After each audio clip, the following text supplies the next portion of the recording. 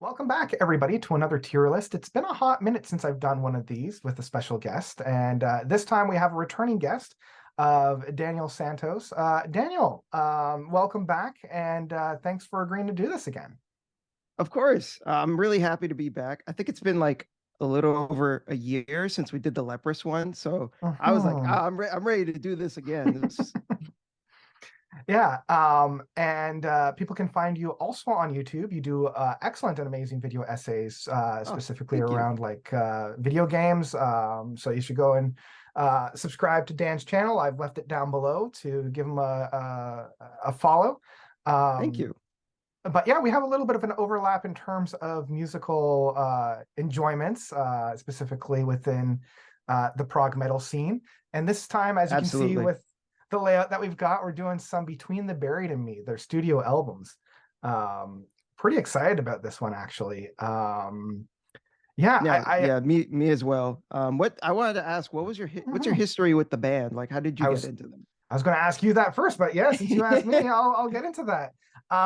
Yeah, I got into these guys in my I came on a little bit on the late side. I got into these guys probably about just over 10 years ago when I was doing my master's degree. A buddy and I were in the computer lab at Western University in London, Ontario, and we were comparing notes in terms of what music we love. And I was saying I love like Devin Townsend, I love Dream Theater, I love Opeth, and I'm like naming all these really big prog bands at the time. And he's like, "Oh, Man, then you you just would listed really." like the golden trio right there. I Like, know, right? And that's what my friend was saying. He's like, "Okay, well, you must love Between the Buried and Me," and I'm like, "No, tell me more." And he's like, "You've never heard of Between the Buried and Me?" And I'm like, "Nah, man." And so they had just recently put out The Great Misdirect. And he's like, you got to listen to Colors and you got to listen to Alaska. Once you get into those two, go back and listen to the rest of their discography. And I was immediately hooked. Like at this point, I was, just getting into Opeth. Like they were the only death metal that I could really kind of stomach at that time. And these guys were much more intense and much more aggressive. yeah. And I was like, I don't know if I can do this, man. Yeah. But after listening to Alaska and after listening to Colors, and they had those very melodic, very beautiful sections, I'm like, okay, I think I could get into this. And then they dropped the Parallax, and I was like, okay, I'm hooked for life. So that's how I kind of got into them. I still have a little bit of a jagged pill with their first two records, but we'll talk about that a little bit more in Yeah, depth. we'll get into it. Yeah, what was your history? How did you get into them? Oh man, I feel like because you were like, oh, I got into them late, like 10 years ago. I'm like, I actually got into them only like 3 or 4 years ago, something like Oh, that. okay. Mm-hmm, So mm-hmm. uh and when I first heard them, so I have a friend who he is the one that I have to thank. He has a YouTube channel as well. His name is VZ. He also does like Mm-hmm. video game stuff, but he's a huge prog head, like an Amazing. enormous prog head. And when I Amazing. told and when I told him, "Oh yeah, I love Dream Theater," he was like, "Here's all these bands that I love." And he was the one that introduced me to Haken, Mm-hmm. Leprous, Mm-hmm. Opeth, Devin Townsend, like all the quintessential prog stuff was Mm-hmm. because of me talking to him and him getting me into all these bands. And at some point he tried to get me into Between the Buried and Me, and at first I bounced off super hard because Mm-hmm. I have Mm-hmm. a even now I really struggle with getting into like really harsh and aggressive vocals. Like recently, another friend of mine tried to get me into like the Dillinger Escape Plan, and I am not That's having it. I mean, Dillinger's an intense band, yeah. I'm not really enjoying them if I'm being honest. And it's frustrating because like I could feel the talent and I can see Mm-hmm. why others enjoy it. But Mm-hmm. just me on a personal level, there was something about the music that just felt really unappealing to me. Sure, sure, Um, sure, sure. but anyways, so I remember I did have this distinct memory of like trying to listen to Colors, and I was like playing a game at the Mm-hmm. same time because I thought, okay, this is aggressive music. I'm gonna play like a first person shooter. It should match up, right? And I remember just playing after a certain point. I was just like, I paused the game and I'm like, I fucking hate this. Like, But Wow. yeah, because Yeah, like yeah. I just didn't get it. And Mhm, mhm, I don't know what it was. There must have been something about the music that spoke to me on some level, but mhm, there's mhm. something about them that kept coming back to him. And I think it was because Sure. I tried going to other albums like Coma Ecliptic, the Mhm, Automata albums, which are a little less extreme mhm. as something like a Colors. And I think it Yep. was the Great Misdirect in particular that Mhm. got me into them. I don't know what it was Okay, about okay. that album. Right. And I think what solidified me as a fan was when they went on tour for The Great Misdirect. And I saw them Mhm. live, and it was the most balls to the wall live show I've ever been to. And I was like, Mhm. that's it. I'm a This is the fan. one.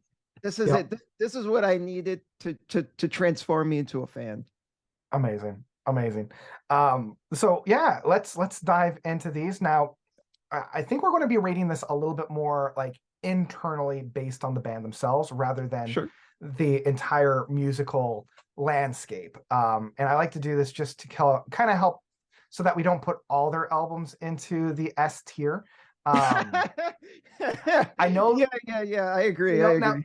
luckily for, I don't want to say that they have complete duds, but there are a few in here that like, I want to put a lot of them into S. So I think I'm reserving S for like God tier, absolutely no blemishes, or it's a full on masterpiece. It needs to be inducted into like The historical Hall of Fame. preservation, Sure, and the sure, whole sure. thing, the whole thing. And Gotcha, then gotcha. once we get down to like the D and the F is like remove it from the face of the earth. It's a travesty. It's a crime against humanity, right? So in Gotcha, terms of a gotcha. bell curve, I think I want to have, as with all of these, a good smattering, a good smattering. So with Sounds that good. being said, let's talk about their first record, the self-titled debut. Hmm. Um, what do you think about this record? I want to say I think I've only listened to it from start to finish once, maybe twice. Okay, And okay. and I was like, you know, it this the best analogy I could come up with is it felt like a chef had all the right ingredients and all the wrong proportions. I know exactly what you mean by that. Yeah, I'm in a very similar vein. I think that there's a lot of promise on this record. You can see all the elements there, but they are still very young and they still, have a little bit of growing to do. Um, so like for me, I want to say this is like a strong C. Like I can see the potential, but as it is, this isn't one that I return to very often. Um, I I honestly would also, knock it yeah, down to D a personally. D. Okay. I really I struggle to like like whenever I try to listen to this album, like it just does so very little for me. There are Mhm, pockets here and there mhm, that I can mhm, appreciate and I can be like, "Oh yeah, that feels like a BT Bam ism, from the beginning." And it's like that is mhm, kind of cool. But like there's no sense of flow to the album. mhm, Like mhm, when I listen to it, it kind of just feels like a jarring mishmash of just like track after track with no mhm. like sense of like cohesion. Oh, okay. Yeah, and it's true. Like again, there's a lot of great ideas on here. I just don't think Hmm. that they're realized. They're not, and I don't want to say this with a death metal band or an extreme tech band, but they're not polished. They're not realized. Right. Yeah. Yeah. Um, Polished, not in the sense of like it's it's a clean sound, but just polished in the sense like it feels like they're still lacking confidence yeah. in their sound and in their identity. And as a Mhm, result, the roughness doesn't come from like the production. It comes from them still being unsure of themselves and not having quite found their musical voice yet. mhm. I would agree to that. I would agree to that. Moving then on to their sophomore album, the one that they released the year after, The Silent Circus from 2003. Fun fact, the Mhm. one of the only albums that they did without their producer Jamie King. Oh, interesting. See, I didn't know that. Um, Yeah. And when they yeah. re-released this, when they Mhm. remastered it, Jamie King wanted to get his hands on it so fast that like he worked on it before the band even knew about it. And he Wow. so Okay. that he could like, so he wanted to respect the engineer that did it initially. So it wasn't like he was Mhm. like, fuck that guy. But he was, but he did want to like, put his fingerprint, I guess, on it, and For to sure. get it more closely in line with how he feels BT Bam should sound like. Yeah. Um, so for me, the Silent Circus is definitely a step up from their debut. Yes. They improved upon a lot of the different things that like they kind of took what they had learned from their debut and improved upon it. One of the things that I particularly really enjoy about this is that it's a little bit on the shorter side. I think it's one of their most short records, outside of the one-two punch of I always want to That's a, call it Antimi. It's not Antimi. That's Deer Hunter. no, I Uh, was gonna say wrong band. wrong band. Yeah, Automata is how I always pronounce it. But I Automata, think Automata, it can yeah, go either way. Automata. I think that's better. Yeah, Tomato, tomato. I was raked across the coals for that one. Um, but I I think want to like actually, before you get into it, I would just want to oh, say to all the people in the comments, oh, leave our poor friend alone. The oh. pronunciation doesn't matter that much. Let it go. It's not a big deal. Yeah, Please. it's like the I'm going to get off track a little bit, but it always feels like the Cinema Sins version of media engagement. It's like you guys Ah, aren't yeah. actually engaging with the material. You're looking at surface levels, and if that's really what you have to nitpick about my reviews, There's yeah, like that's such a lack of like substance, it like is. It it's is. like, you said this incorrectly. Like, Uh, come on. come It's on, not a guys. big deal. It doesn't matter. Well, I thank you for that. Yeah, Yeah, because I just want to stick up for you real quick, just because I see it a lot in your thanks. comments, and I'm like, that's so unnecessary. Yeah, it's You just so know, surface level. Um, so yeah, thank you for that. no problem. Yeah, one of the things that I do love about the Silent Circus Mhm. is they're starting to really refine themselves. They're not Yes. just another tech death metal band.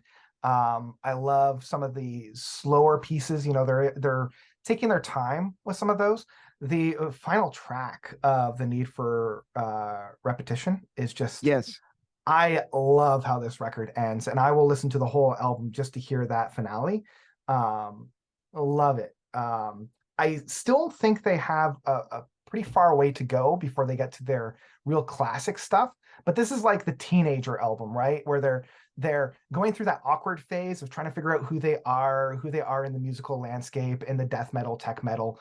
Um, and they're starting to really define themselves. They're not quite there yet, but they're getting there. Um, Yeah, so I feel like Mordecai in particular, I think that's one of the mm, best tracks. And I mhm, think that track in particular also is emblematic of the BT Bam sound that we've come to know and love. And it mhm, really feels like it was, yeah, like this one in particular, when you compare it to the first one, it has that cohesion that I was missing from their debut.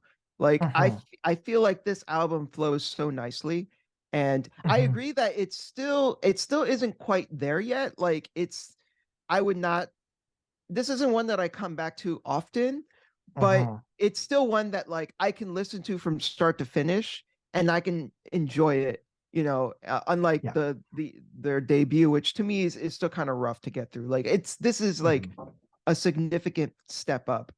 yeah, But kind of a weird thing, and I guess I can kind of see where he was coming from. I saw because whenever before we do any of these, I always try to mhm, do a lot of research, and sure, I yeah, saw an interview with the guitarist Paul mhm, Wagner, where he during the Coma Ecliptic years ranked all the albums from his least mhm, favorite to his favorite, and okay, Silent Circus is his least favorite. interesting. Did he He give a act reason? Yes, his reason is he felt that the debut um he said that the debut felt like they were still trying to do something a little more unique, a little more like that had its own voice. He said Mhm, for him some that the Silent Circus, at least in his eyes, he felt like they were trying to chase certain sounds. He didn't feel that it was Okay. sincere. I can see that. I can see that. And in some ways that worked, but I can also see how it wasn't really developing. Like they were trying different things, but it wasn't their things. Yeah, So I think he's being yeah, a little harsh on himself, and I get that. sure. I get that because as a Mm-hmm. creative as well, I Mm-hmm. I tend to be very harsh towards my own stuff, so I get Oh, it. absolutely. But like Yeah. as a fan, I feel like, not being divorced from that like emotional attachment from being the creator, like I feel like, yeah, sure, I can see like maybe there is a little insincerity, but I still feel like it was still who the band was at the time and they were still trying to find their footing. And Mm-hmm. I think it was still really good for what it was, for the time that it came out. Absolutely. Yeah. So for me, because they still have such a long road to go, Mhm. and I would agree it's definitely not their best record. It is much better than their debut. I am feeling like C to B. I wouldn't want to put it any like even for me, a B, it feels a little too generous. Yeah, But I on the think a same, C. I think a yeah, C, might be the best option. Yeah. mhm, yeah, especially like since we've put the benchmark for the debut at a D, this one feels like a C. Yes. Um, so I'm excited to talk about Alaska. Again, this was one of the first records that I heard from them. It was the one-two punch for Colors in Alaska for me. This was the one that really started, at least for me, this is the first true Between the Buried and Yes. Me album and the first true Between the Buried and Me sound. This Agreed. was when they were really coming together, doing what they did so well. Um, and this holds some of my all-time favorite tracks from them. Um, Selkies. how can you not love Selkies? Yes. Um, yeah, for me, it's the one-two punch at the beginning of All Bodies in the title track. Um, Yes, yes, I I love the love intros to those songs so much. love how this album opens up. The band really has defined themselves with these tracks. Um, love Selkies and the kind of breather track, quite literally, of breathe in, breathe out. Um, Mhm. and for me, it's also the one-two punch near the end of Backwards Marathon and Medicine Wheel. Um, those two tracks, I cannot help but love. Um, and I want to also give a quick shout to Laser Speed, the last track. okay, yeah. I love that track so much because it's so weird and quirky, where it's just like Mm-hmm. it feels like this like Hawaiian tune or something. It literally feels like I'm on a beach, Yeah, when I'm listening to that track. It's so cool. It's and yeah, and it's I love it's stuff like it that that makes me love this band. yeah, and it's the first instance of the band really having fun with themselves, and they'll carry that on throughout a lot of their albums from that point. Like there are moments on most of the albums moving forward where they have that fun musical aspect to it.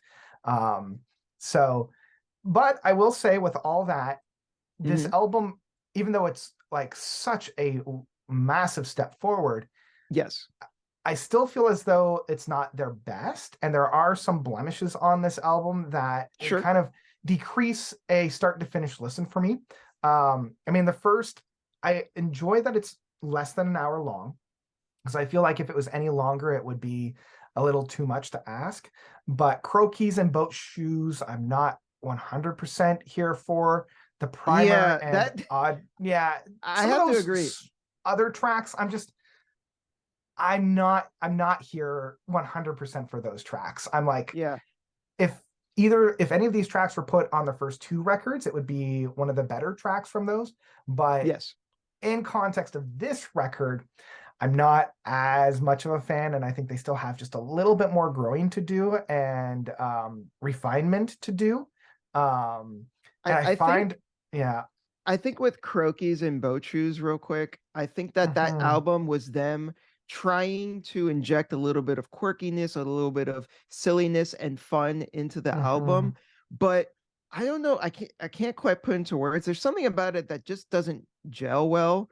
Um, like Yeah, I think it's uh, the flow for me. It's going from mm, Alaska, like the title track, into Selskies. Um, mhm. and it doesn't like I on the in isolation, the track is fine and quite fun, but it's the flow between Alaska The and placement.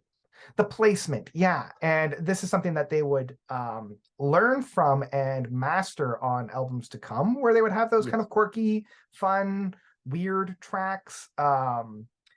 But yeah, it's just some of these other tracks like, Roto Tuner, The Primer, Diactic. Um, I'm less Yeah. than excited for over these tracks. And when I'm listening to it on CD or streaming sites, I usually skip them. Mhm. Yeah. So like for me, this would have been like very easily an S tier, but with some of those blemishes, I'm aiming more towards like an A because of how strong those other tracks are. But Personally speaking, for me, it's more of a B. okay, okay. I and I think maybe partly because I just haven't listened to it as much as some of the other albums. Mhm. Um, but I will say, like, the stuff that's really good on this album is like Selkies. It's like, that's like one of my favorite BT Bam songs. It's so Mhm. good.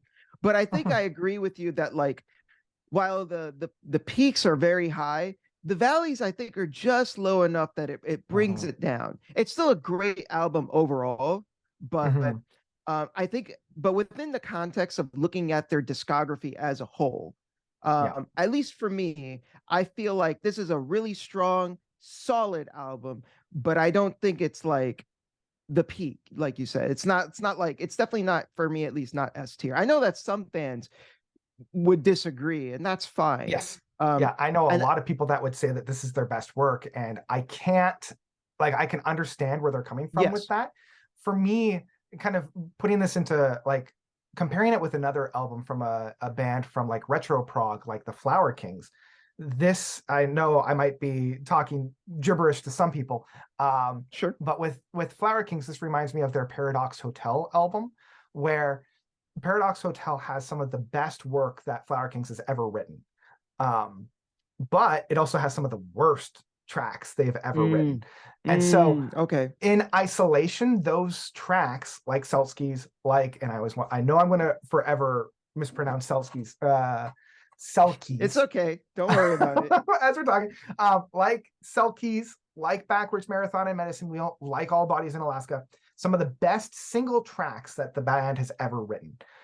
But it Yes. also has some of the not so best tracks, and it creates a very disjointed listen from start to finish because of that. I know a lot of people will disagree with that. So I have no problem putting it in a solid B, Mm, specifically around the rest of their discography and the yes. heights that they have I, reached with those. I will admit that I think I am a slightly biased in the sense that I'm more of a prog nerd than I am like a Mhm. heavy death metal guy. And I feel Yep. like if I was more like of that type of person, that Alaska would be an S tier for me, or at least an A Mhm. tier.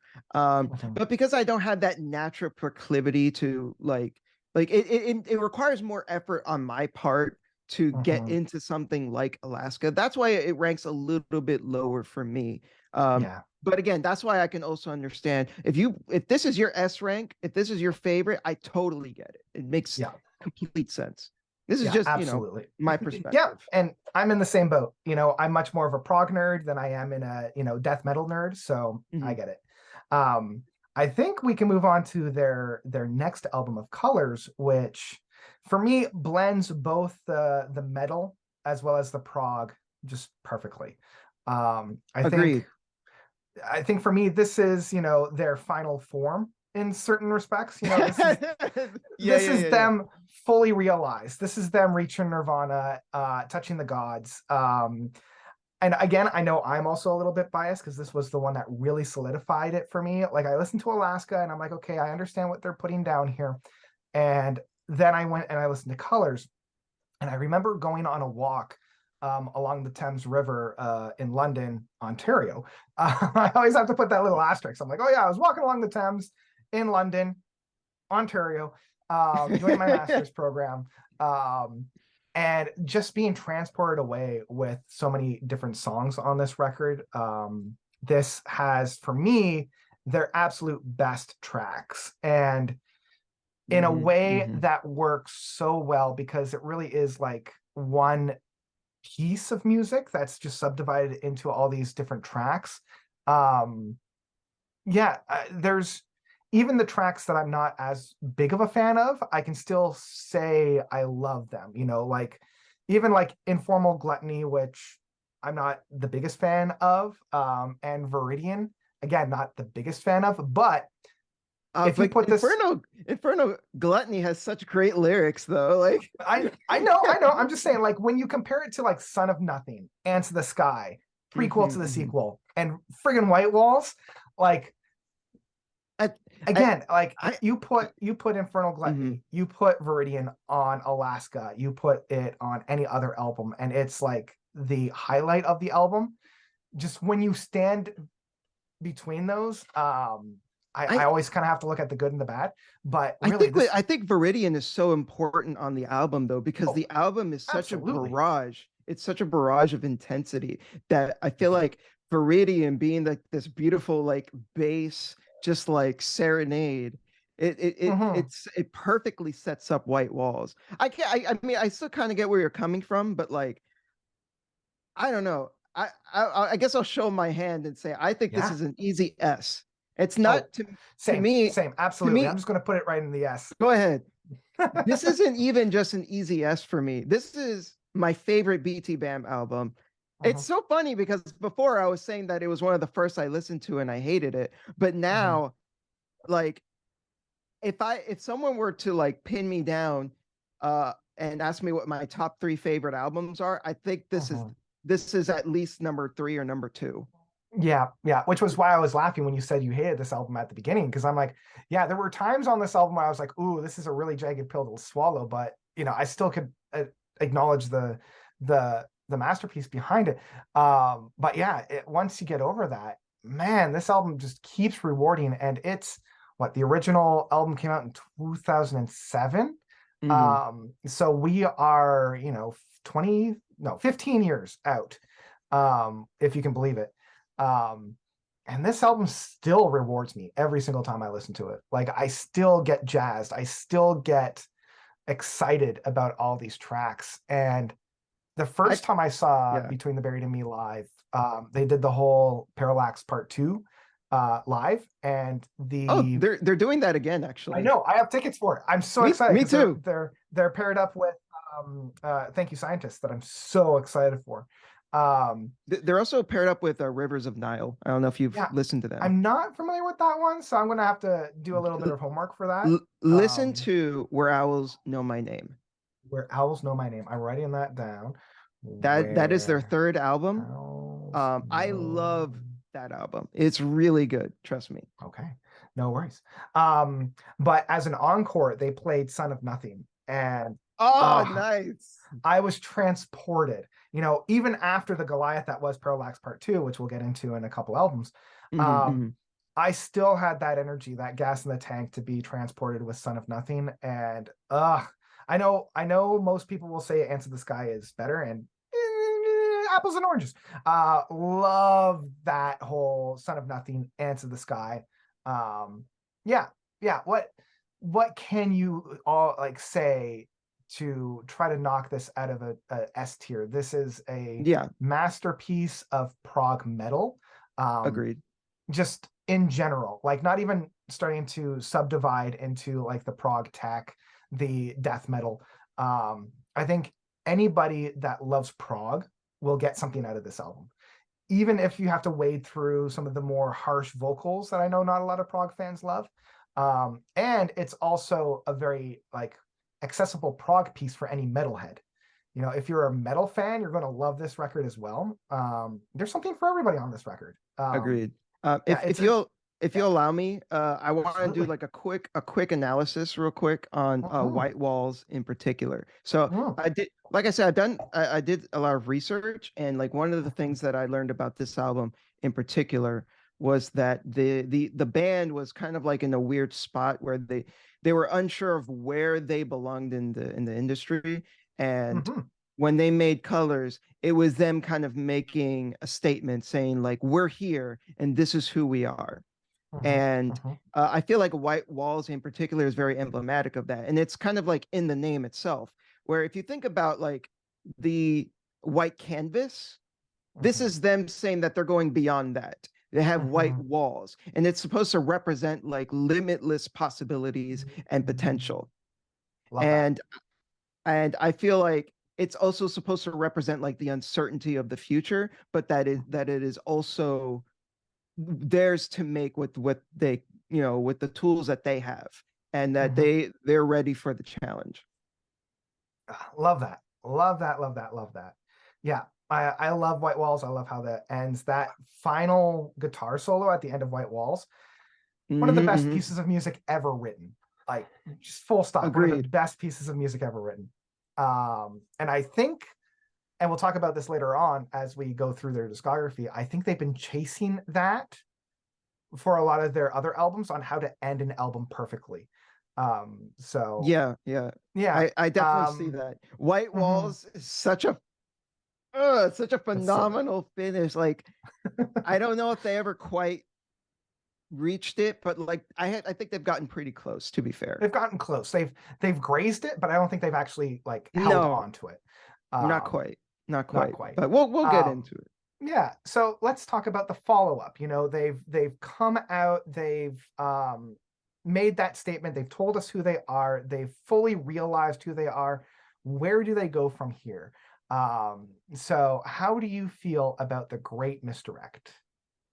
I really like The Great Misdirect. I think it's Mhm, such a varied album. Like, mhm, uh, I love Desert of Song, for example. mhm, Like, mhm, we were speaking before about like how Viridian is like a nice break in the album. I think Desert of Song does that and is arguably like a little bit better.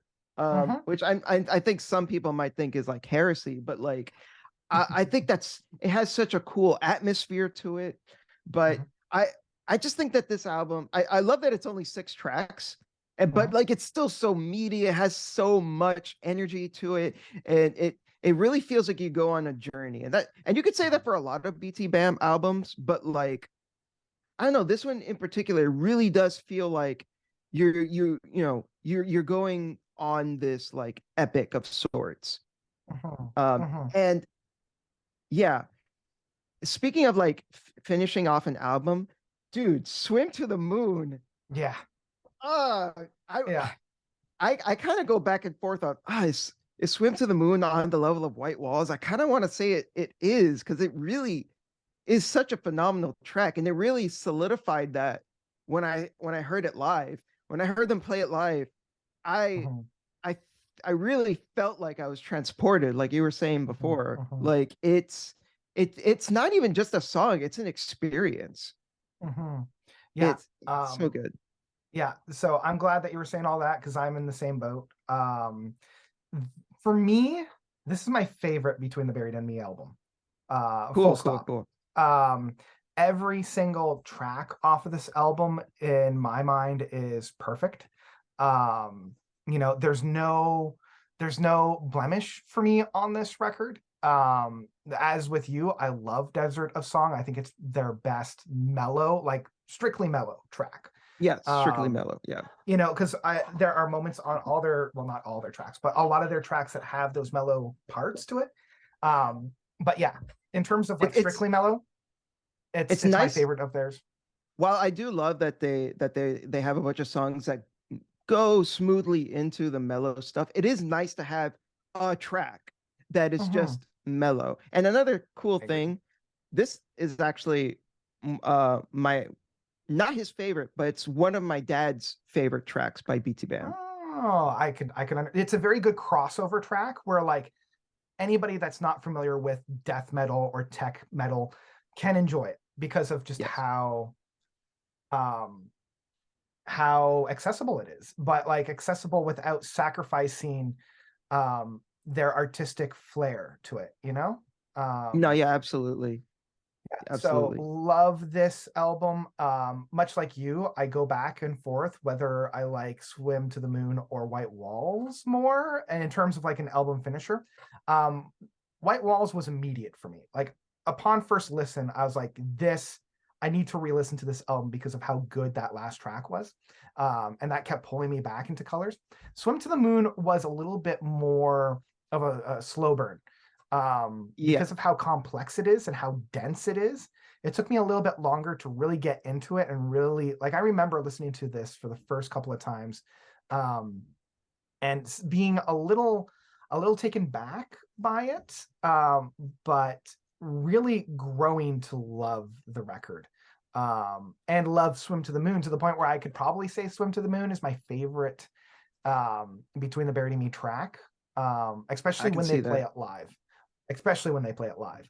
I think this is probably their most prog record as well, like capital P prog, um, rather Yeah, than I was gonna say, yeah. like, especially in comparison to Colors and most of the stuff before that, Hmm. I feel like the Great Misdirect is like the very I mean, because you could make the argument for Colors as well, but I think more so with Great Misdirect. This is like, yeah, the first, like, their real stab at prog.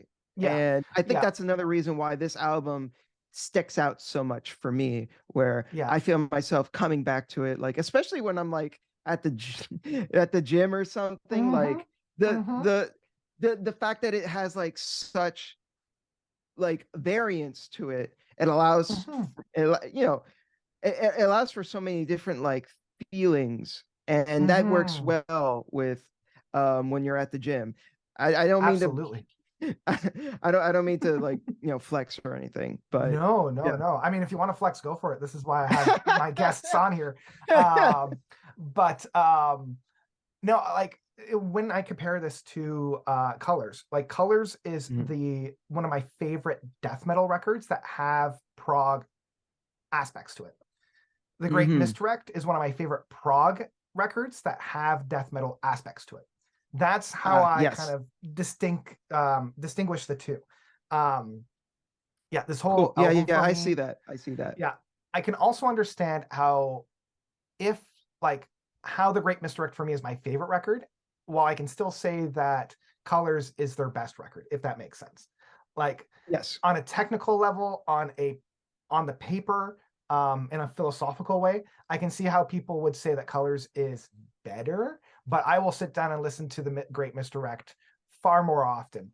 And for me, I have no problem putting it into the S category, even with people saying, well, I really deserve an A. But for me, it's an S. It's an absolute S.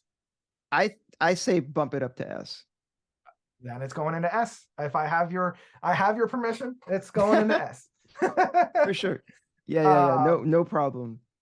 yeah. So at this point in my musical journey, I The Great Misdirect was an album that was already out when I had discovered Great Between the Buried and Me. Um, so the Parallax, parts 1 and 2, were the first time I listened to a Between the Buried and Me album as it came out. Like I discovered it for the first time with everybody else. Um, and so I remember listening to the EP of of the Parallax Part 1. Um, and there were moments on it that I loved, but man, it was a beast. It really it for me it felt like they slid back into like the Silent Circus and Alaska by kind of leaving the prog on the side and focusing in more on their death metal. So Mhm. when the Parallax Part 2 was announced and it was a full on massive Goliath record, I was a little hesitant. I was like, oh, I don't Mm. know about this. Like if this was part 1, what can we expect with part 2? Right. Um, So a little bit uh of a fun fact is that, no, I mhm, guess it's not fun, but it turns out that the band kind of reflects a little bit poorly on Parallax One, simply because it was their first stab at an EP, and mhm, they felt that they were constrained by the like mm, the restrictions of it being an EP. They felt like they didn't do a great job, and that it was kind of rushed. mhm. I can see that. I can see that. Like forcing baby into a box is really hard, especially with BT Bam. Um, Right. but yeah, when the album finally dropped, I remember once again being transported. Like when I heard Layer Goes to Rest for the first time, I nearly cried. It was so beautiful. I was so captivated. Um, and for me, this is the biggest album that BT Bam has ever done and has ever done. Yes. The only criticism that I have with this record um, is that I feel as though they it's a self-consuming beast. I think they created it so big and so vast and put themselves in such a constrained box where every single track had to end where the track began, that Mm. it was like an Ouroboros, a snake eating itself. And where it works for a lot of tracks like Layer Goes to Rest, um, Extremophile Exile, um, I felt like once we get to the final bout of this album with Melting City and Silent Flight of Parliament, I feel like they sacrificed the momentum, especially on Silent Flight of Parliament, um, where they had such a brilliant and beautiful ending. And because they felt this need to reintroduce that beginning sequence of that track, felt like it cut itself at the knees a little bit and it tripped. And this is also where instead of flowing itself into the final Goodbye to Everything reprised to kind of recapture that magic that we had from White Walls with that soaring guitar solo at the end, it feels a little bit tacked on at the end rather than Mm. being a natural progression into that final guitar play out. Now, all Okay. that being said, this was just the criticisms. All that being said, this is still a massive work of art. Yes. And I feel like the storyline, the allegory, the similes, like you can study this thing and like turn in like a master's thesis paper about the storyline, the music, how the music reinforces the story. Um, So and again, it's interesting yeah. you say that. So there's a I don't know if you've heard of her. Her name is, on YouTube, is JJ Metalhead. Oh, I don't know if I know JJ. I'll have to look her up. So I love her because what she does is she breaks down what the stories of concept albums are. Love that. I'm going to check her out. And she's done some BT Bam albums. And she did Parallax 1 and 2. And even with her breaking it down, I had a hard time following because she said that she had to like go to other tracks from other albums which were Hmm. connected to the story of Parallax. And I was like, what is going on here? Is too big. It's yeah. So when you're talking about how like the album is kind of like an Ouroboros, I know that you meant specifically with the music, but that also seems Mhm. to be the case with the story as well, where it's like this massive beast of a thing where it's just like Mhm. it's so all Mhm. encompassing and it's like it's crazy. Yeah. But Yeah. I know I love this album. I Mhm. think this album is awesome, and the thing with it though, because it feels so dense and it's like there's so much to it, it's taken a while for me to like fully get into it, just Mhm. because it feels like there's so much to parse. There's so much to it Mhm. that like I need to like it's almost it's easier for me not to sit down and listen to it all in one go because I feel like that's too overwhelming. Like I need to come Right. back to like specific tracks and kind of break them down individually almost, Mhm. just so Mhm. I feel like I can have like a better idea of like what's going on in this, like almost like I'm in the woods and I'm trying to Mhm. figure out like where I'm going. Yeah. But like but once I was able to like, you know, understand what the album is doing, I'm like, yeah, this album is incredible. I think it's easily one of their best. Mhm. And yeah, it's either S or A. It cannot be any lower than that. Yeah. And even with all of my criticisms about this record, I can get over that because of how, again, how massive it is, how dense it is. You know, this is their Lamb Lies Down on Broadway. This is their Tales of Topographic Ocean. Um, it's their biggest album. Um, and I have to applaud it. And even with my criticisms, every time I sit down and listen to it, I still love it. I still get emotional Mhm. over it. Um, you know, like Layer Goes to Rest, my favorite track off of this record. I Um, love that track. So it's good. just every single time I listen to it, I get emotional. and even with that, like Silent Flight of Parliament is one of their best album closers. Even with the little bit of a stumble at the end with Goodbye to Everything.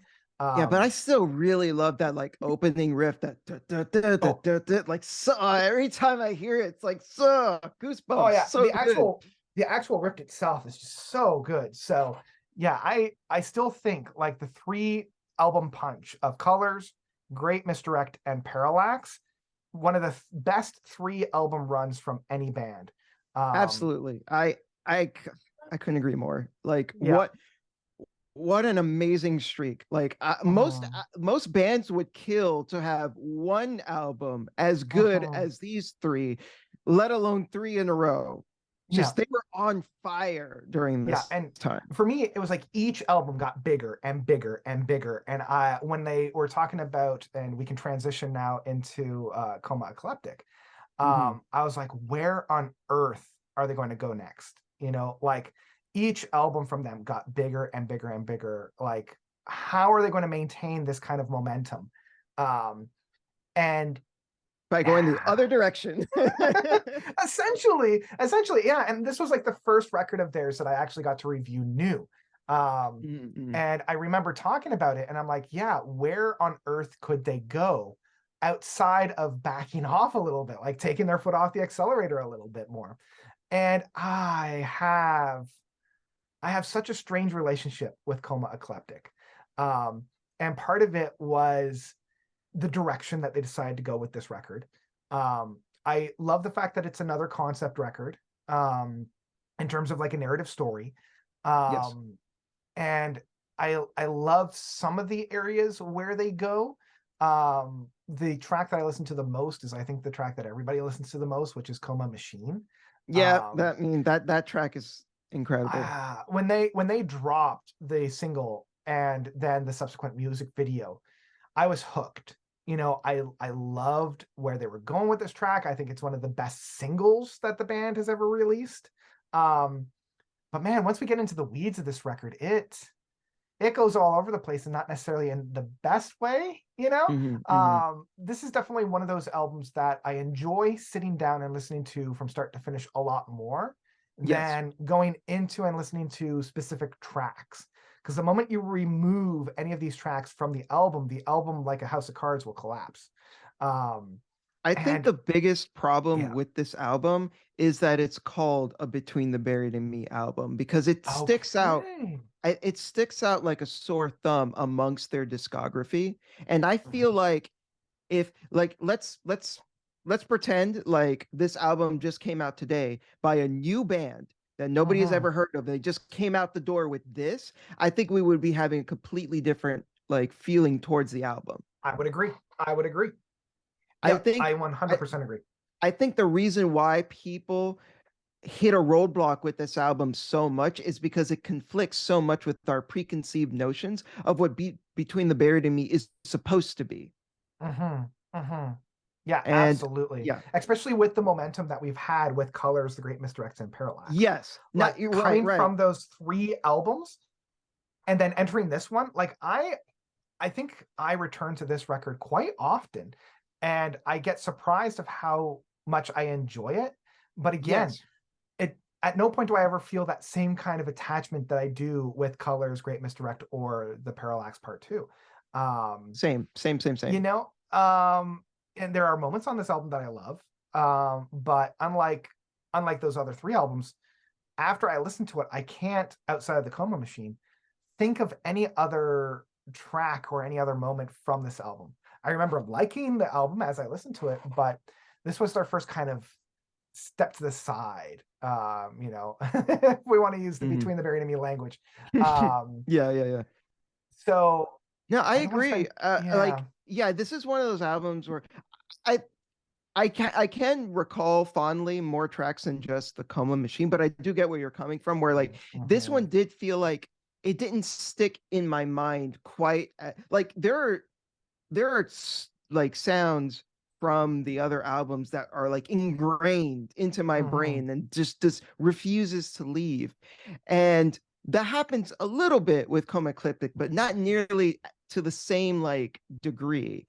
I agree. And but like again, I feel like if if if you look at this album kind of separate from their discography though, I Mhm, think it holds up a lot better. Like I do think like on its own, it's a really good album.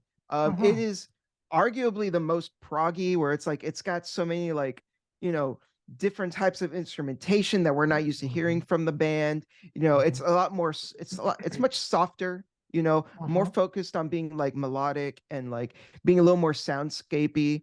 And I like mhm, all that stuff. And I think and I also really like the concept of the album.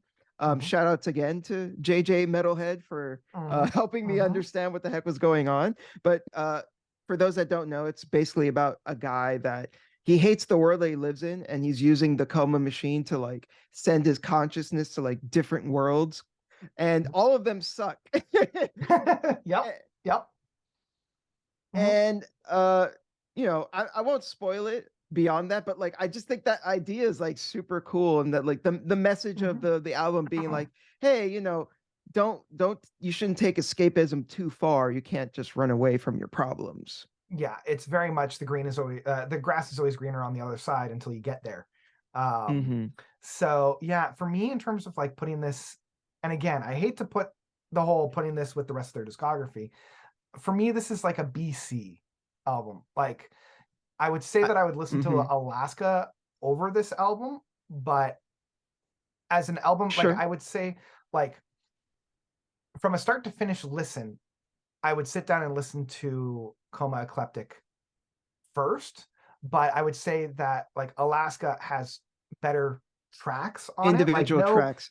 that's it. But I would also say that like no song is better from Coma Eclectic than the great songs from Alaska. But at the same time, none of the weaker tracks off Alaska are I'm losing my thread here. Um the weaker tracks from Alaska are worse than the weakest tracks from Coma Eclectic. I think in that You know, sense, I think it deserves a spot in B because I think and that's kind if of where that's I'm how leaning you, as well. yeah, yeah, because and that's the way that you kind of broke it down like that makes me feel like they kind of, I don't want to say cancel each other out per se, but like they kind of sit in the same spot. Yeah, yeah, yeah. Um, Now, how do we want to handle? And I guess we should have talked Uh about this before we started. yeah, Do we want to take these 1-2 punch of automaton. Automata 1 and 2 as one album? Because that's how I listen to this record. I listen to Automata as one album rather than a part one and a part two. So Bec- so believe it or not, I've actually been thinking a lot about this. So Mhm. I do want to like talk about that real quick. Please, So please. I have again looked at a bunch of interviews, and the common thread that keeps popping up with this album is that it was not the band's decision to split it up. This was And a that's what I've seen too. record. It's a record label decision. I heard it from the lead singer's mouth. I heard it from the Mhm. guitarist, the bass player, the drummer. They all said, yes, they wrote this to be one album. They internally treat it as one album. But Mhm. unfortunately, us as consumers, I feel that we have to treat it as two albums because that's how it was physically sold to us. Now If I did wait and I got the combined album. I bought the box set that has part one and part two with the slip cover, the postcard, the CD, the whole 9 yards, Mhm, because mhm. I couldn't justify getting either album separately. Because for me, it's one album. So let's if you're okay with it, for me, this I always listen to it as one piece. And if the Okay. band considers it one piece, I'm good with, sticking it to the record label and considering it one piece. If you want to Um, consider it that way, that I think that's fine. But mhm. I do think it is fair to say, like, yeah, the band considers that way. I just think it's sucky for like because I didn't even know there was that you could buy it all together as one. I think it was like a special thing that just the band was doing. Okay. Yeah, so like I had to buy it off of the band's website. I don't even know if you can buy both of them together now that I'm thinking of it. No, Let me because just double check. because my experience with them has been as two albums predominantly, and Mhm. part of the argument that I wanted to put forward is that I feel like if you listen to them separately, they feel so much weaker. And when you listen to them together, I feel like they create such a stronger whole. Mhm. Mhm. Like it's Yep. and it's really a shame because like, it's I it sucks, right? Because this is the record label's fault. It's not the band's fault. But Yeah. as fans, we're the one that have to literally pay the price where we had to buy two albums separately. Yeah. And I I think fully that agree. sucks. Yeah. I think No, that I sucks, fully but agree. what can you do?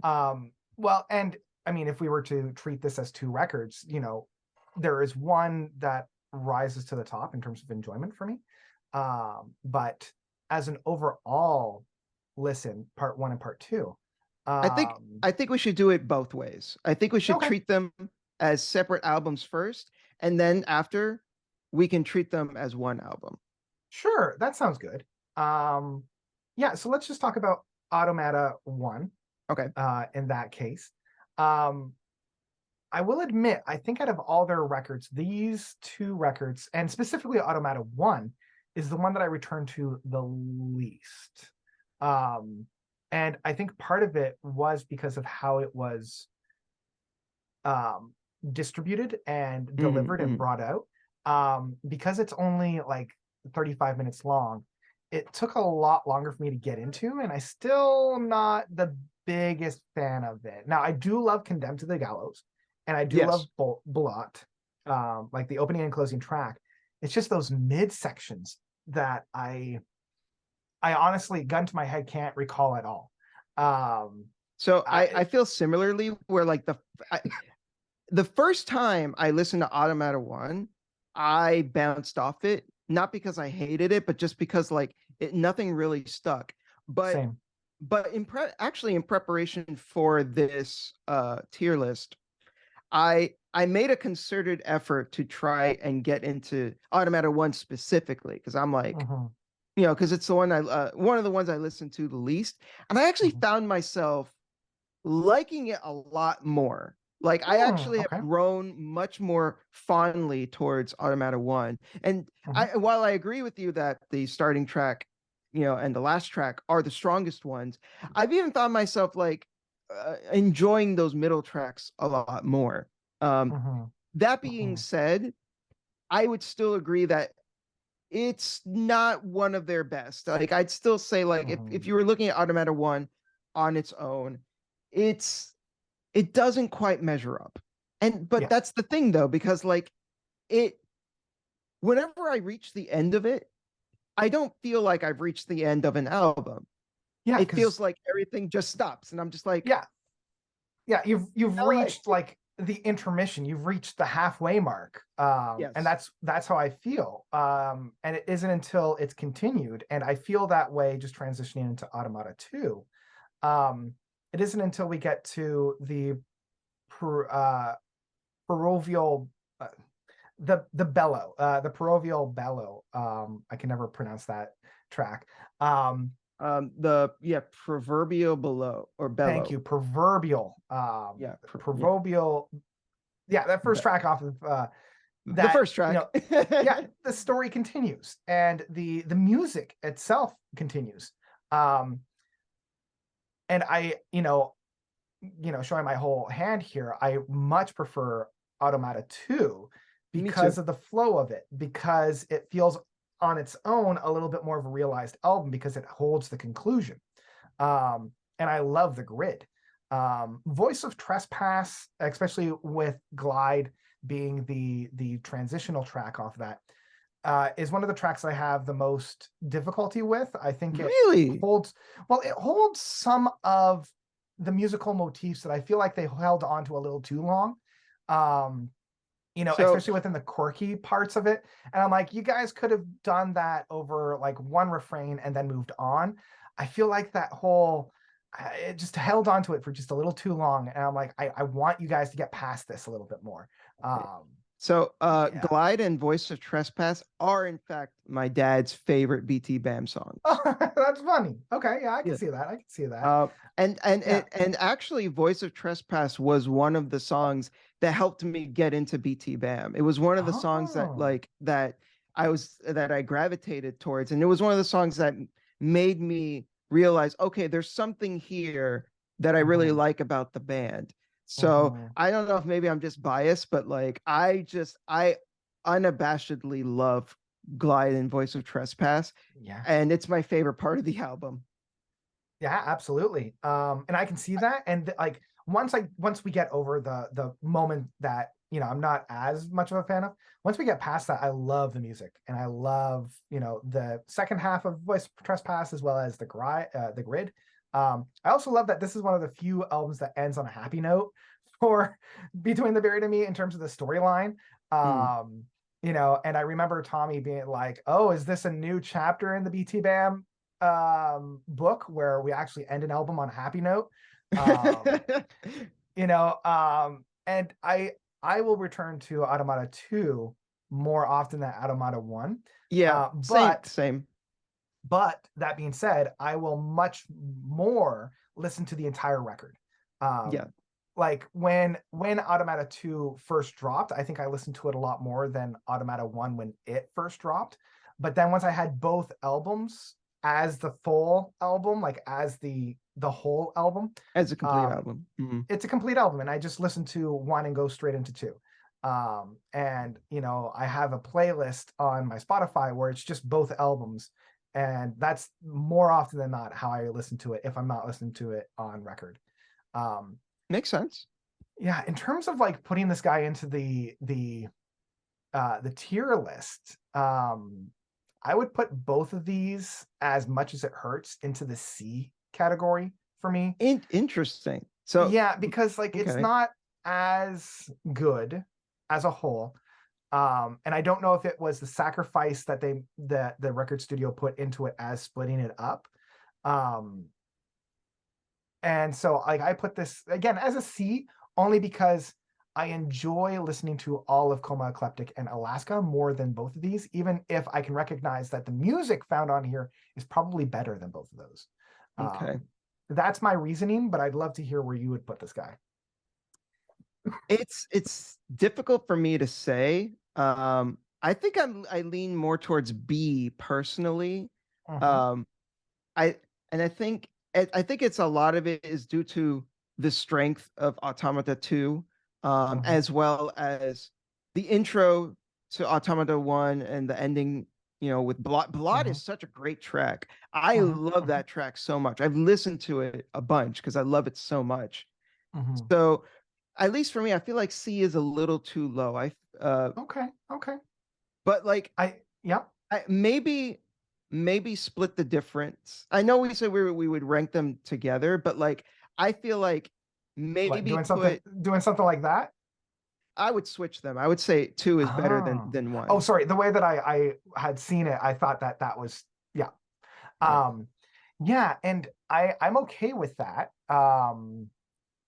Yeah, Yeah, because unlike I think I'm cool with I'm this. okay with that only because as well, each of these albums for me have a very distinct personality and a very distinct, like I can recall it very, very easily. And Automata 1 and 2, I have the most difficult time trying to remember what I was listening to, like trying to remember the music, trying to remember all that. And that's just for Mhm. me. Whereas like immediately I remember the Silent Circus. Immediately I remember Coma Eclectic. Immediately I remember all these other ones. And I have to sit down and really listen to Automata 1 and 2 to remember, oh, right, this is the music that they had written for this project. Um, Yeah. In that so. sense, these albums feel very transitory for the band. Mhm, It really feels like they were kind of reaching the end of this era of the band. yeah, And it feels like they were ready to move on to something new. yep, I would agree. And that brings us to Colors 2, the most recent one, put out 2 years ago. Yes. Um, what do you think about Colors 2? Right off the bat, not I don't think this is a controversial opinion. Not as good as Colors One. That's fair. That's not as fair. good. Yeah, I would That agree. that being said, is it worthy of calling itself Colors 2? Mm, I I think it does. I think it is okay. worthy. I Yeah. would say it is. I think it's because if you look at the album for what it is, in regards to like what the band was trying to say with it in comparison to what they were trying to say with Colors 1, I think it Hmm. achieves its goal. Hmm. It is the band reestablishing themselves, putting their stake in the ground once again, saying we're here and we're still relevant. I think Hmm. Colors 2 succeeds in that. And I really, really enjoy Colors 2. I think it's a fun album. Hmm. I think Fix the Error is just a Hmm. fun, bombastic, like, Hmm. just really fun track. But it's also got those like face melting, crushing songs like the Double Helix of Extinction. Hmm. Um, Hmm. I Hmm. absolutely adore Revolution in Limbo with the Spanish guitar. Like Yep. I don't know if you know this, but I'm Cuban, so Hmm. I Hmm. I especially really love the Latin influence in that song. Yeah, Um, absolutely. and I also feel like this album reminded the band that they can be fun. Like when you have Hmm. like the weird stuff like in Prehistory, where they have like the Hmm. cartoon sounds playing or whatever. I really appreciate that because it showed that the band was just like letting loose and just like having a good time and just putting silly stuff in there. So Hmm. um and while I wouldn't say it's on the level of a White Walls or like a Swim to the Moon, I Hmm. love Human as Hell. I think it's a Hmm. great finisher, and it really makes me feel like the band. If you want to see Automata as like a stumble, I don't think they're quite that bad or anything, but like Hmm. Hmm. some might consider it a bit of like a stumble. I feel like this is them placing their feet on the ground again, being like, no, we're fine, we're still Hmm. here. So I really like Colors 2. Personally, I would go as far as to put it in the A rank. And I'm in the exact same boat. I would put this very easily into the A. And I agree with your sentiment. It is not as good as Colors 1, but that is only because of how amazing and great Colors, the original Colors, was. Any Like, other band would love to have an album as good as Colors oh, 2. absolutely, absolutely. And I feel like this was the first record of theirs since Parallax Part 2 where I was getting so jazzed about the music that I was hearing right from the beginning. And having an album called Colors 2, which is, the sequel to their most commercially successful album, Mm-hmm. I always get hesitant and I always get worried whenever a A band little does that, cynical, you know, yeah. like, and sometimes that pays off, Batted of Hell 2 from Meatloaf. I'm thinking of like Dream Theater's Scenes from Memory Part 2, even though that was a track rather than an album, but like they can be full-on masterpieces. They can be some of the best music that the band has ever done Mm-hmm, and the mm-hmm. best music that they've ever done. But then you get albums like Ziltoid 2 Dark Matter from Devin Townsend, Yeah. which I'm not a fan I'm of Dark not like, Matters. there are tracks off of that album that I like, but the overall album itself, I'm like, It you know, Yeah, it's yeah, and that's I think Sky Blue is way better. oh yeah, I mean that's a spicy take, but there's a part of me that agrees with that. Um, but I'm also thinking of like Sola Gradius from Neil Morse, being the sequel to Sola Scriptura. Um, and so many other prog albums like Welcome to My Nightmare from Alice Cooper, being the second one from. So like you have the possibility of it being amazing, but you also have the possibility of it just being a real stinker. And Yeah, luckily yeah. this one is one that's really, really good. And Agreed. it is Agreed. it is the band kind of doing what they do best. And I will always applaud a band for trying something new, like what they did with Coma Eclectic and what they did with Automata. Um, Yeah, but and honestly, just looking at the discography, like mhm, I could still feel myself going like, if I return to some of these, I could still learn new things about those albums and appreciate new things about those albums. And maybe Mhm, in like a year from now, I would look at them differently and mhm. would have a grow more appreciation for them. And I think that's like Yeah. the magic of this band and of prog in general. But like, Mhm, you know, that this their discography is so friggin' solid. Like even the albums that we put mhm. in like, C or D. Yeah, with Colors too. Mhm. I think going to your point about, with all these tracks and all these albums kind of having the luxury of time and maturity, I still think Colors 2, even though it's only 2 years out, has a lot more room to grow and Yeah. to mature and to develop and, to ferment. But man, every time I sit down to listen to it, I'm rewarded. Um, and, again, not as good as the pantheon that was the three album punch that came before it, but I think this is also them finding their feet once again. They have realized kind of what they do good and what they are masters of, and it's them playing in that ballpark. It's them playing with those techniques. um I so yeah, I think what have. this Yeah. album does that I think every good album should do is it gets me excited for the next album. Mm-hmm, Because mm-hmm, because I feel like this album in particular is the band also saying we're ushering in a new era of the band. mm-hmm, mm-hmm. So I Yeah, want to see like now that they've released this, and this is the type of sound that they want to do. I want to see them evolve even further from this album. I fully agree. Yeah, I cannot wait to hear what they're going to do next. And yeah, I still come back to it and I still get a lot of fun out of it. Um, just to quickly wrap this up, I know that you haven't listened to Anatomy of, but for anybody that's curious, because I have, diving pretty deep into this record, I put this in a C just to kind of cap it off, just in case Okay. anybody was, here, I'm going to move that out. Oh, I don't know if I can. There we go. Yeah, it's a covers album. It's not essential. They do some fun things. It's a little too long for me.